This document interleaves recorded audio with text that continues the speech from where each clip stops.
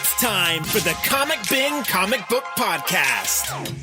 The podcast you look forward to for all of your news and reviews of the best comic books hitting stands. Whether it's DC, Batman, Wonder Woman, Marvel, Spider-Man, Image, Spawn, Saga, Boom, Once and Future, Power Rangers, or whatever book or publisher you follow. We cover them all here. This is the place for you. That's right. It's for everyone. This is the Comic Bin Comic Book Podcast. Let's get it.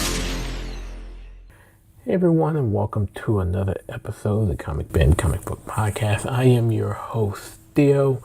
Got a great episode for you this week. This time around, I will be sitting with comic book artist and writer TJ Sterling, and we are going to be talking about his comic book series, Tisena, which is out on shelves.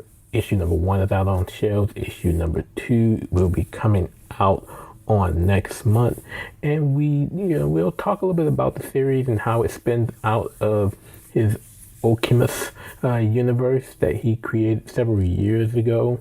And after that we'll talk a little bit about my time at HeroesCon 2026. I had every intention on doing some episodes while there, but unfortunately had a ton of video issues with OBS, and it just ruined a whole lot of everything with regards to the video quality. So I'll give my recap of that, including my little talk about the panel that I had the opportunity to moderate that past weekend in Charlotte. It is up on YouTube. BJ Kicks posted it on his YouTube page.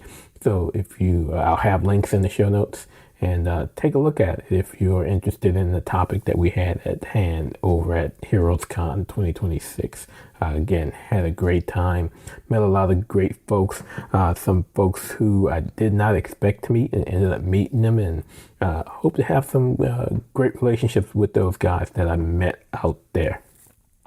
But that's how we're going to close things out. So until then, here is my interview with comic book writer and artist TJ Sterling, talking about Tisena, the comic book series that is out on shelves now. And I hope you enjoy it. And as always, I will see you on the other side. Hey folks, it's Theo. I am sitting here with TJ Sterling. TJ, how's it going? Publisher, creator of RAE Comics. Man, it's a big milestone for you guys. 10 years. How's it going? Man, it's crazy. Feels like a blink of an eye. But that's how it's supposed to be when you're having a good time.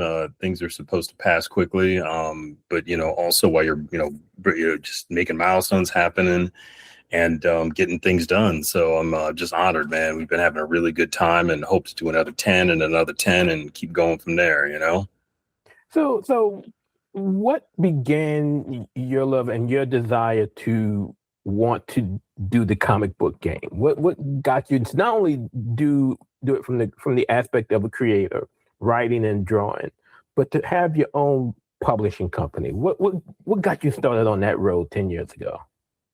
Yeah, 10 years ago was just the beginning of the company. I've been on the road to becoming a comic creator probably my entire life, man. I'm a 80s baby, and my first exposure to pop culture and nerddom was really like Transformers, G.I. Joe, and He-Man. I had all the toys. I watched the shows, read the comics and did everything within the scope of those three, those core three. Mm-hmm. And when I got a little bit older, then my mom started taking me to comic book shops because she wanted to increase my literacy. She wanted me to start with something simple like comics and eventually graduate to something more complex like, the Bible, or, reading bigger pieces of fiction and stories and whatnot. So really she saw it as a gateway. And I think a lot of that had to do with the fact that, the boys that she grew up with in New York were comic book heads. So she was familiar and understood what it was and how impactful it was and why it was entertaining, but also educational. So again, I think my first comic might have been around your age, man, like 8, 9 years old, maybe even earlier. I can't really fully recall, but I do know, I was blown away by what comics were at the time in the 90s, when I was really old enough to go to a store and walk in there with my own money I had saved from, doing chores and raking leaves and shoveling snow all year, was to buy my own books. I was, some of the first books I ever bought were like Spawn and Jim Lee's X-Men #1, and some really cool stuff that just kind of, again, blew my mind. Like, I never knew that art could look that cool and that interesting and really capture this kind of exciting essence of dynamic storytelling. So from that point, I was sold. I just like, this is the type of industry I want to be in. I didn't know how I was going to do it, but I knew that I wanted to be in it. So you mentioned some of those famed and artists who really grabbed your attention, especially those coming out of Image. And yes, we're both telling our age, because I'm a child of the 80s as well, and went into the comic shops in the 90s as well to get my own books. But who was that one artist that when you looked at the pencils and the colors on the page, you decided, yeah, that's me in a couple of years? Yeah, it was always, people used to clown Todd McFarlane about, the weird anatomy and the stuff that didn't make sense. But, there was always this kind of like essence of cool about his work that, I think no other artist could capture. And, I like the fact that he was a writer artist. I always thought that combination was really dope. And, he was one of those people who really kind of redefined what success looked like in comics. Like, he laid a blueprint for so many people. Guys like Robert Kirkman, who are billionaires, literally watched what guys like Todd McFarlane did. And, to me, he has the definitive Spider-Man of all time. Like, I think no one has drawn Spider-Man better than Todd McFarlane. Mistakes on the anatomy and all. And I think he also has the most iconic comic book covers than any other comic book artist in history. I think he's been replicated in terms of like homage covers like 100 times over. So I think, when you talk about impact and you talk about people who moved the needle and moved mountains and in our industry, Todd McFarlane is a pillar for sure.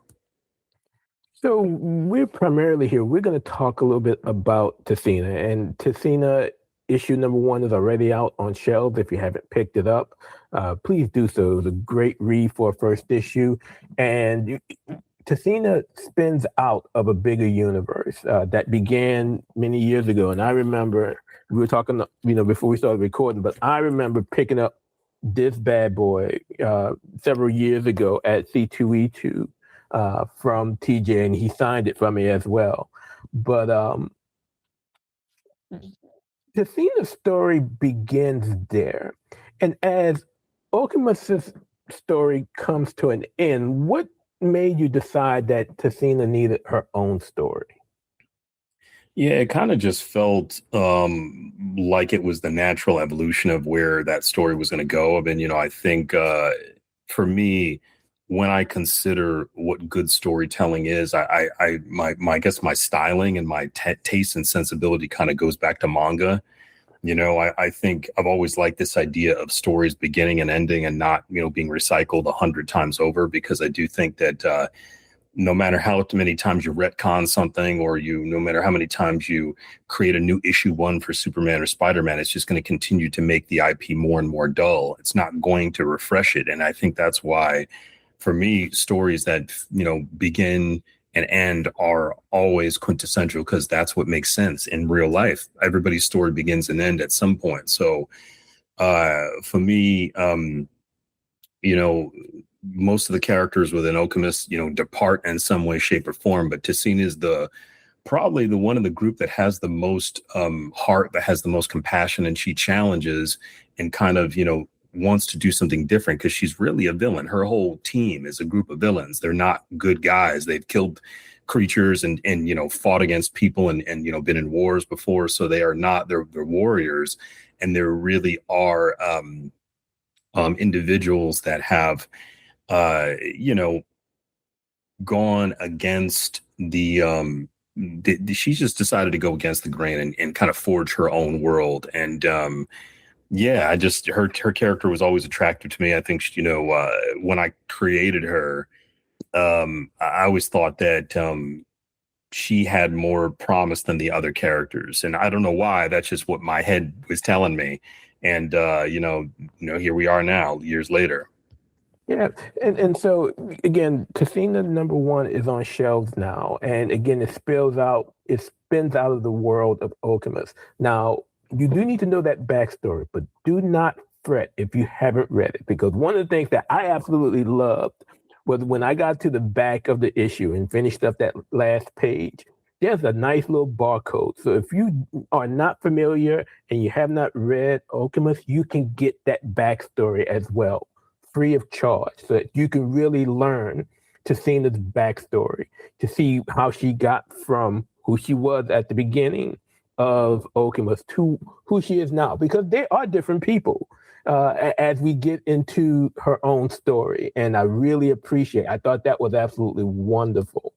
But let's talk about the characters in Tisena #1, because again, she's now in New York and she's by herself. Her team that has been with her for all this time of Okemus, they're now gone in one way or another, and she's looking for one of them. Um, Tell us about the characters that are within Tisena and their story and how they connect with what's gonna end up happening as we get into future issues. Yeah, so everybody who's watching this, I have gifted you guys, it's over a 230 page story of Okemus in digital form that literally gives you the opportunity to read the entire backstory of what Okemus is and what it does, and that sets up where we are now with the Tisena miniseries. And towards the end of Okemus, all of the destruction and the mayhem that's occurred within, the small town of West Lafayette, Indiana, has started to capture the attention of military groups throughout the throughout the world. They're curious because this is, again, the Earth's first exposure to superpowered people. And because the military and the government is now interested in powered people, they've actively started to do anything and everything they can to acquire those abilities, those powers, and replicate them. So Tisena, has to find her comrade Massar, who has been abducted by Faction 6, a rogue military group that, has a lot of shady dealings and shady intentions. So, but they're very elusive. They're smart. And even with all of her powers and her knowledge of the future, the past, the present that she's in continues to rewrite itself into a new future. So she doesn't have the ability to look in a historical archive and know what's happening, because the presence of the hunters, these 4 warriors from the future that come to the present, essentially alter the time stream. It's no longer the same time that they once came from. So she's a fish out of water. She's doing everything she can to get her friend back, get her comrade back, but also stop the bleedings and the proverbial bleeding of this tech falling into the wrong hands. And we get introduced to Special Agent Amara Andrews, who's the lead FBI detective. And she helps Tisena a little bit, but we also get just exposed just a little bit to the world and what Tisena's been dealing with, and what mission she's on. So it's a fun read. It's serious, but it's a lot lighter than the Okemus series. It's a lot less.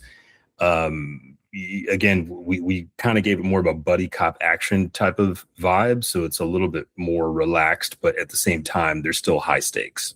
Yeah, I can definitely tell that despite the seriousness of the mission of finding Massar, that Tisena seems a little bit more light in character. She's serious about the mission, but I mean, she's cracking jokes as she's fighting. She's being lighthearted to Amara. So and she knows about her, getting her on her side. And there definitely is a connection between the two, because they kind of have similar stories. They're both, not to spoil, but issue 1 is out there, y'all. Got to get it. But she's missing someone that she loves and cares for as well, and there is apparently a connection that ties her and Tisena together. So it's going to be really interesting to see how those two work together as a team, because I can easily see a good cop, bad cop situation coming from that dynamic. Yeah, those are some of my favorite, man. I mean, I think there's certain movies, like I still quote Rush Hour to this day. It's one of my favorite buddy cop action comedy movies. And like I said, I would love to put some of those vibes in there. So it's going to get a little funnier, but it's also going to get serious as well. So yeah, it's going to be dope. So with all of the technology, I mean, we have alien tech, we have future tech that is in this world with Tisena. Who is it ultimately? Who is this title, this miniseries ultimately made for? I mean, if you're really everybody. But I mean, again, if you're a fan of stuff from the 90s, like Power Rangers, Spawn, Hulk, you're going to love this. I mean, if you're a fan of, anime or manga, you're going to love this. If you're a fan of kick-ass women characters that don't take no shit and are beautiful and powerful and deadly and lethal, but at the same time, empathetic, kind and loving, you're going to really like this book. So it really does, I think, check the boxes for everyone who, just comic book fans in general. So again, you began your career drawing. Yeah. As someone who is more of a cartoonist, you draw and you do your own writing sometimes. Was it tough not wanting? I mean, are there times when you're just solely doing the script of a story? You're doing just the writing only. And so with Tisena, it's the Zong brothers that are doing the art. Do you really get that urge to say, "Oh, I really want to do it this way," or has there been a trust factor amongst the other creators that you worked with? Like, again, and well designed, they can leather just about anything in the world, and I will pick it up because they just got that skill, especially for the type of stories that you produce. But when it comes to those stories where you're not doing both, you're not doing the writing and the drawing, how tough is it to kind of let go and to let that artistic team really just tackle everything? Yeah, I've had a little bit of practice of the letting go part, but and that's only because the first book that I really, just decided to be a writer on was Okemus Dark History, and that's kind of like the backstory behind Okemus. And that's a 100-page graphic novel illustrated by Sean Damian Hill, who has kind of a slightly similar style to mine in terms of the Okemus books. So when you look at both books, they almost do look like they're drawn by the same artist at different time periods in their career.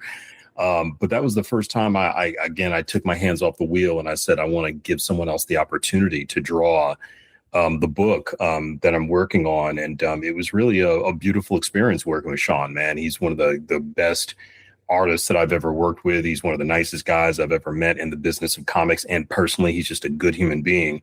And that he kind of set the bar really high. I was looking for that same level of, talent, attention to detail, but also professionalism and just, good old fashioned kindness and patience. And I did find that with the Zong brothers for these first 6 issues and of the book. And that was really a lot of fun. So, yeah, man, just for me, watching the pages come in is always really cool. I do a lot more writing now than I do drawing. That's just really what I have time for. But I'm also running a business and we're doing more marketing and we're nationally distributed. So there's just a lot more irons in the fire than there were before. So, yeah, man, it's definitely challenging at first, but now it's kind of like second nature. Yeah. So again, Tisena is being published by Massive Publishing, and I was pleasantly surprised when I saw the solicit out there when I put my order in from DCBS, because again, I live in an area where there's no comic shops. Yeah. But it sucks, but life is life, especially when you have to work. But to have, I mean, for a while, RAE Comics was, you did your thing on your own. You were self-publishing, you were selling your books out there on, on the Comic-Con scene. That's how you and I first connected those years ago. But now you're going through a publisher that can get you out in mainstream. How does that feel when you're being out there now? It's a good feeling, I would say, because it gives me an opportunity to serve, my fan base and create new fans in different areas of the country and the world, really. Whoever picked up those books, because there's so many stores that grabbed the books, it was hard for me to, calculate how many there were, because there was really quite a few. And like I said, it's a blessing for them to look at the book, be interested in it, and want to take a chance on it. And then, all the RAE Media, RAE Comics, diehard fans that have been rocking with us for, the last 10 years went ahead and picked up those books and, ordered every cover and, really, basically mobbed up and took everything out the store. So I'm really grateful for that, because I really do think that made a huge difference. And, being able to reach you guys where you're at is a very important thing. So it's been cool, man. It's been really good. Let me tell you, the one thing I hate is the amount of covers, because I just can't always make up my mind. When you have Souza Micah and you have Nicholas Draper Ivy, and then on issue 2 you have Marcus Williams, and I'm just like, come on, dude, give my wallet a break. Yeah. Luckily, they're only $5-6 an issue. So my wallet and my pull list, and I'm just like, okay, what we gonna do this time? Yeah. Marcus, sign it up. Oh yeah, get that one too. So I like I said, these are folks that I talk to regularly. So whenever I see a cover from them, I'm always picking it up. Yes, sir. But without spoiling issue 2, because issue 2 is out in August, what can fans expect as we continue to see a story? You're gonna shoot bigger budget action, more twists, more turns. Tisena's gonna get to know more about who she is as a person, as a woman, as a hero, and her place, and what she thinks her future is going to be, because it really is changing before her eyes and the audience's eyes. So yeah, you're just gonna get more fun stories. I mean, again, there's 6 books in the series. Again, issue 2 is going to be in stores in July, the beginning of July, and issue 3 will be in stores at I believe the end of July, early August. So you're going to be getting issue 3 very, very, very soon, which is going to be awesome. And yeah, man, we're just pushing forward and getting more done. All right. So as I mentioned earlier, it's the 10-year anniversary of RAE Comics. What's on tap for the next 10 years? What's going on in that head of yours?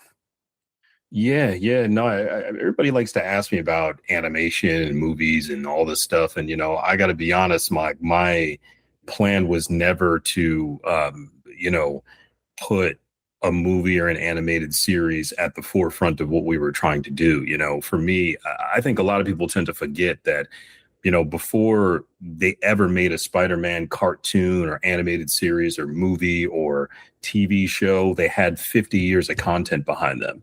And for me, I would love, and I've always wanted to build a library of great stories. I want to tell great stories. I want to have incredible art. I want to have some of the best people in the business working, with my company and touching our characters. And I really want to just continue to make stuff that I think is cool.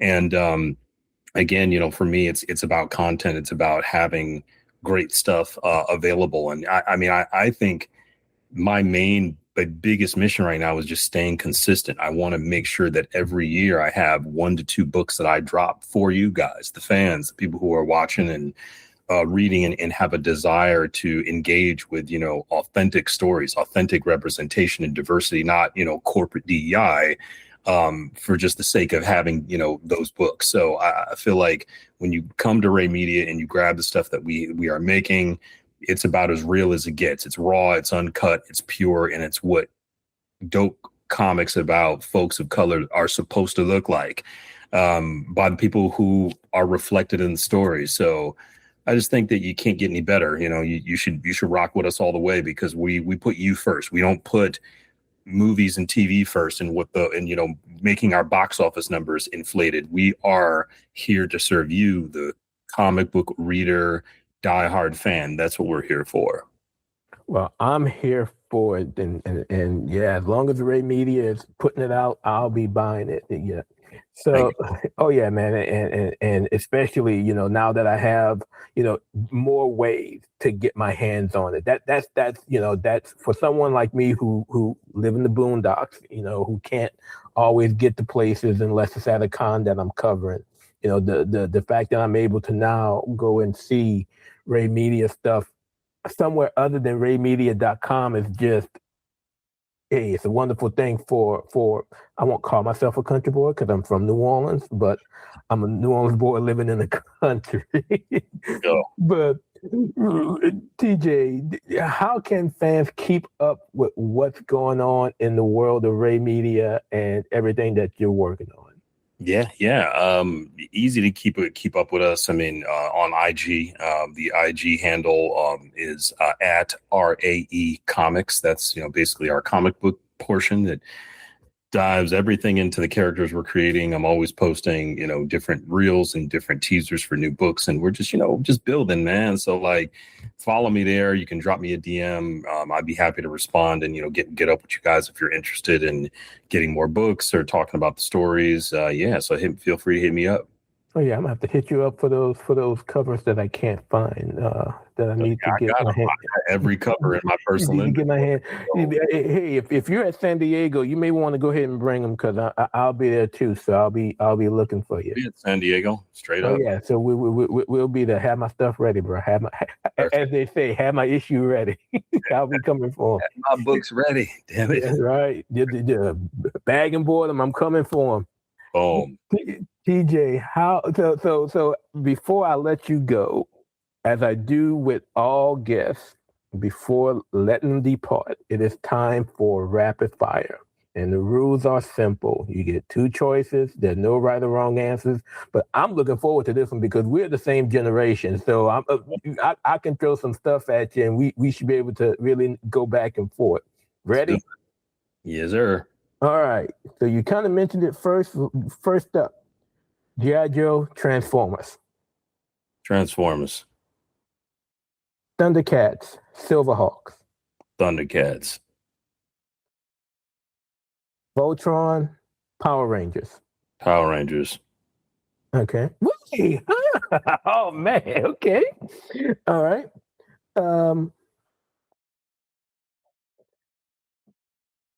Batman or Spider-Man?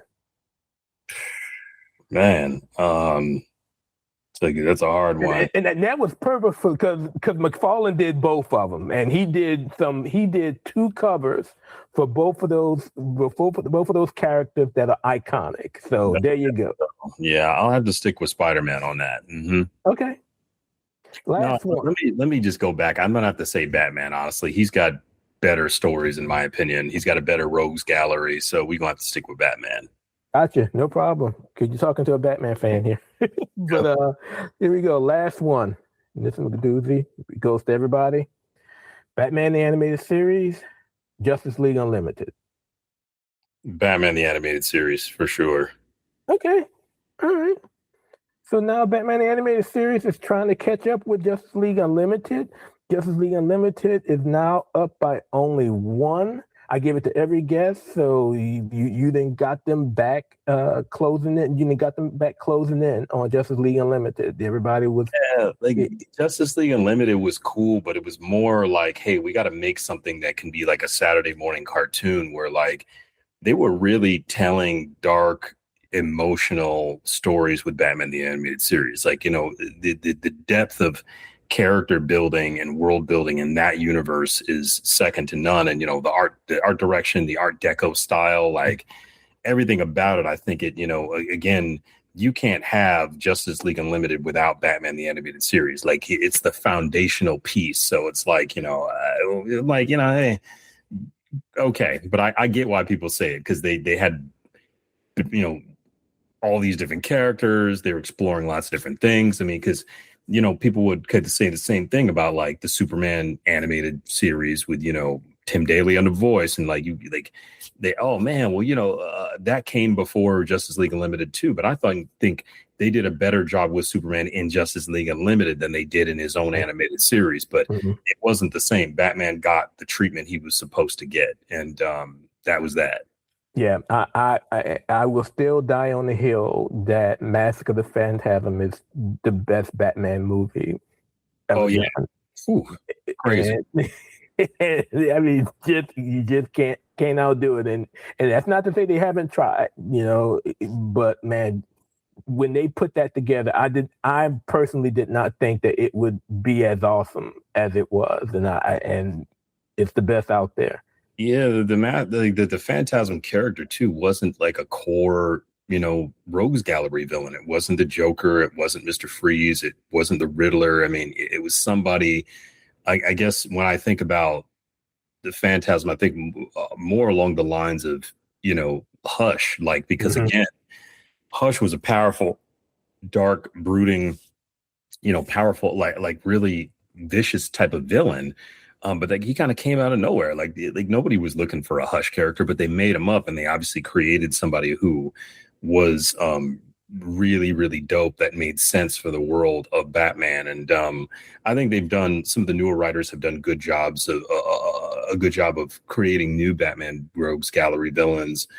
Guys like Scott Snyder have done a really good job of that. So we'll see. I mean, absolute Batman's going crazy. People love it. So yeah, it is, and they can't seem to keep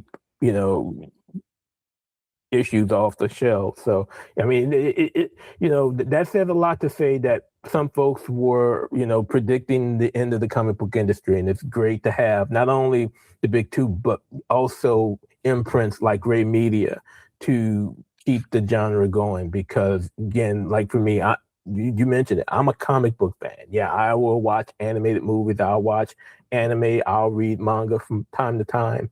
But, I began, like you, as a 9-year-old, picking up a floppy. I don't always wait for trade paperbacks. I need to get my weekly pulls, when they finally sent to me from DCBS. But, yeah. So, again, TJ Sterling, thank you so much for joining me here on the Comic Bin Comic Book Podcast. The story is Tisena. Issue 1 is out on shelves. Good luck finding the covers. If you need some, let me know, because I'm surely going to hit them up at San Diego Comic-Con, and I'll pick you up some as well. And be on the lookout for issue 2 also coming from Massive Publishing. Let's go. TJ, thank you so much for joining me. Take care. Appreciate y'all. So again, I want to thank TJ Sterling for joining me here on this week's podcast. Tisena number 1 is already out on store shelves everywhere. And Tisena number 2, the second issue of the series, will be out on July the 8th at comic shops everywhere. You may still have some time to put in an order with your local comic shop. I believe FOC may not have passed for those very late orders. But again, thanks to TJ for joining me. Can't wait to read the second issue once it comes out in July. It is in my pull list at the comic shop at DCBS to ship to me. But looking forward to seeing the next installment out in July. But to close things out for this episode, I want to talk about my time at HeroesCon 2026 this few weekends ago, and just talk about how much joy I had in not only doing my usual coverage with my press credentials, but also the time I had with moderating the panel that Saturday afternoon. I spent most of Saturday before going over to the convention hall, doing those final touches and prepping for that panel. But this year's convention just seemed different, and I don't know if it was because of all of the extra stuff that I was doing, and in turn all of the extra people that I ended up meeting and being introduced to at HeroesCon. but it just had a different feel, and I ended up just having so much fun.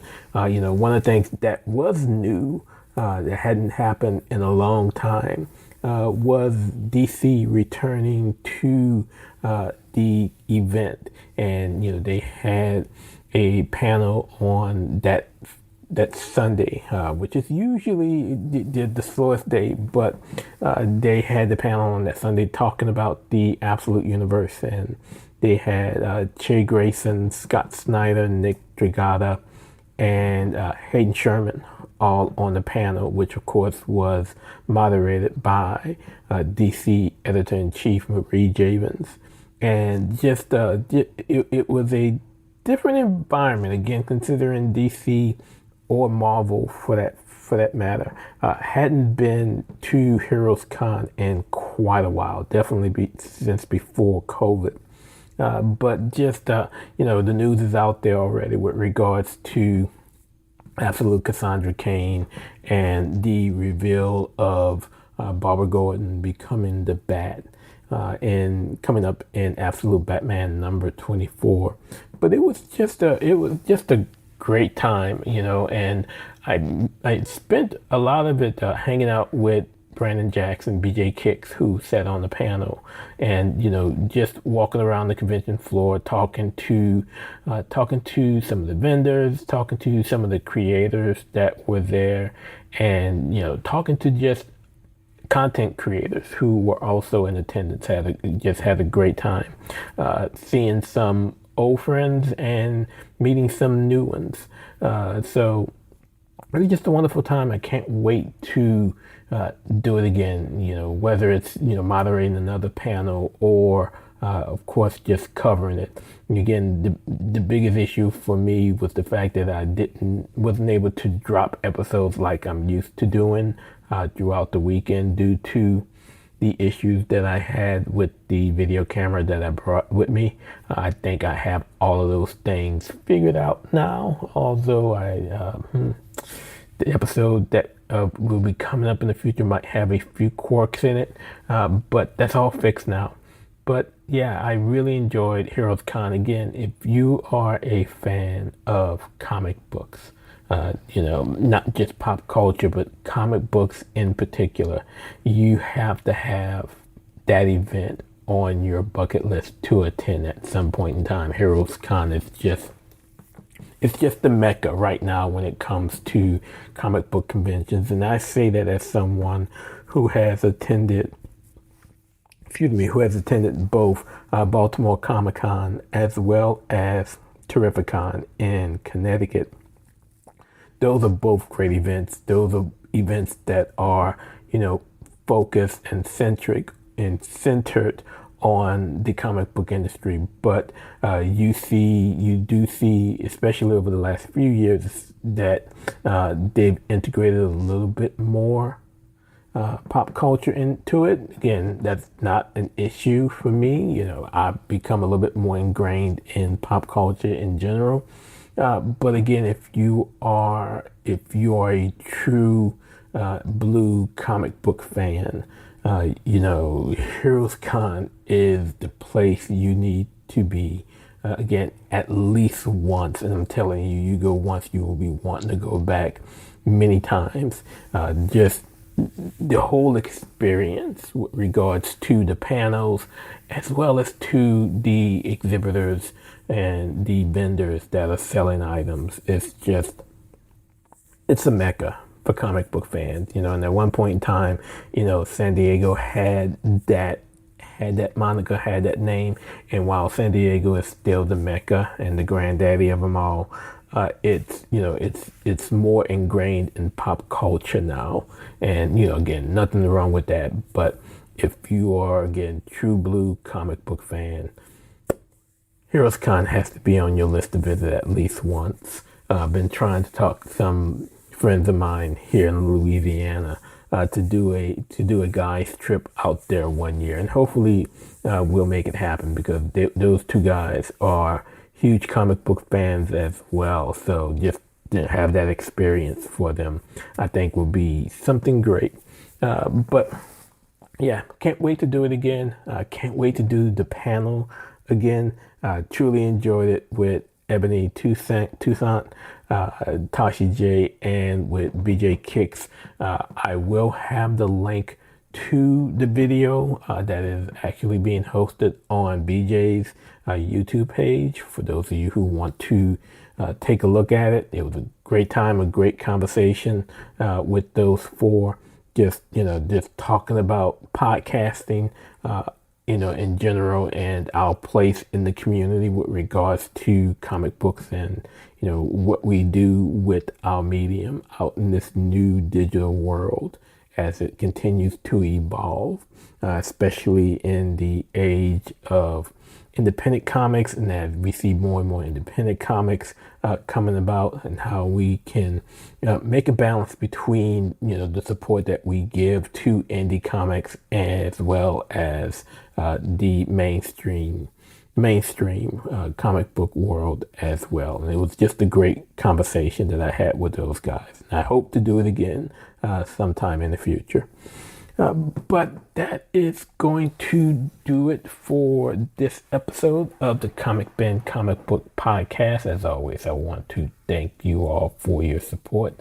Next time, it's going to be a quick turnaround, and I will be sitting down with Comic Ben regular Joe Ilyich. We're going to be talking about Bloodletter. The series is out in trade paperback now.